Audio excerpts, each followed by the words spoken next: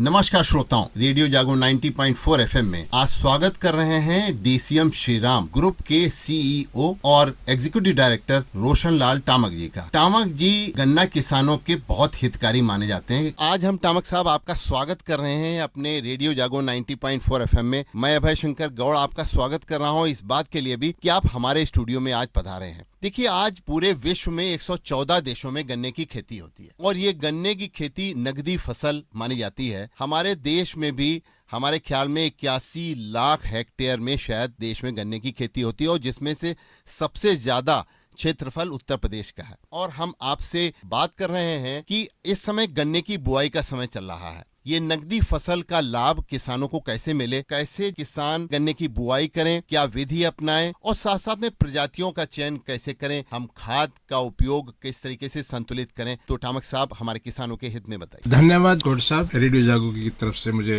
एक मौका मिला आपसे बात करने का और अपने सभी क्षेत्रवासियों और गन्ना कृषकों के साथ संवाद करने का। तो मेरे लिए सौभाग्य की बात है। जहाँ तक आपने जो बिंदु उठाए हैं कि गन्ना एक नकदी फसल है, गन्ना नकदी फसल होने के साथ साथ गन्ने की फसल में कई खासियत हैं जी। जैसे एक तो जो आप देखें राष्ट्रीय स्तर पर भी गन्ने की व्यवस्था को सरकार द्वारा भी बहुत कायदे से संचालित किया जाता है जी। इसके लिए अलग विभाग है।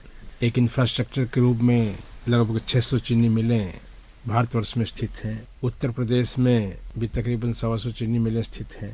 रिसर्च इंस्टीट्यूट्स जैसे हमारी शाहजहानपुर में UP council of sugar cane research है, Indian institute of research Lucknow में है, sugar cane breeding institute Coimbatore में है। तो एक रिसर्च की भी अच्छी व्यवस्था है। इसके साथ साथ यही एकमात्र फसल है जिसमें गन्ना कृषकों के साथ चीनी मिलों का साल भर का एंगेजमेंट रहता है। यही एक फसल है जिस फसल में चीनी मिलों के कर्मचारी और विभाग के अधिकारी बहुत बड़े व्यापक स्तर पर और लगातार कृषकों को उनकी खेती कैसे अच्छी हो उसके लिए लगातार प्रयास करते। इस फसल में ये भी आप देखेंगे और महसूस करते हैं कि चीनी मिलों द्वारा विभाग द्वारा कई सारी योजनाएं, कई सारे इनपुट्स के लिए मदद, सहायता, सब्सिडी बहुत प्रोवाइड किए जाते हैं जिससे कि गन्ना कृषकों को मदद होती है।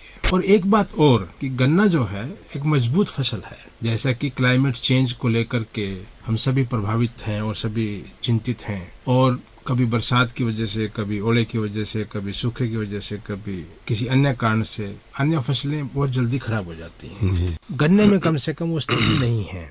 गन्ना एक क्लाइमेटिक एडवर्सिटी, जो प्रकृति की जो ऐसी विपरीत परिस्थितियों में भी गन्ना अच्छे से स्टैंड कर पाता है और काश्तकार को उसका कोई इकोनॉमिक लॉस नहीं होता। इसीलिए हम कहते हैं गन्ना सबसे मोस्ट सिक्योर्ड क्रॉप है। और सबसे बड़ी बात एक देखिए, गन्ना जो कृषि के जो ग्रीन रेवोल्यूशन के जो जनक डॉक्टर एम एस स्वामीनाथन अक्सर कहा करते थे जी कि खेती को दो चीजें बहुत प्रभावित करती हैं, एक तो मार्केट और दूसरी मानसून। मानसून से मतलब क्लाइमेट का, जिसका कि मैंने अभी जिक्र किया, और मार्केट का मतलब कि उसकी खपत की सुनिश्चितता है कि नहीं है, कि जो आप काश्तकार ने चीज पैदा करी, जो भी खेती के उत्पाद पैदा किया, उसकी मार्केट सुनिश्चित है कि नहीं है। तो गन्ने में जो सबसे बड़ी बात है, मार्केट सुनिश्चित है और एक एक गन्ना काश्तकार का सुविधा पूर्वक लिया जाता है। चीनी मिलें जब तक चलती रहती हैं और कानून भी बना हुआ है।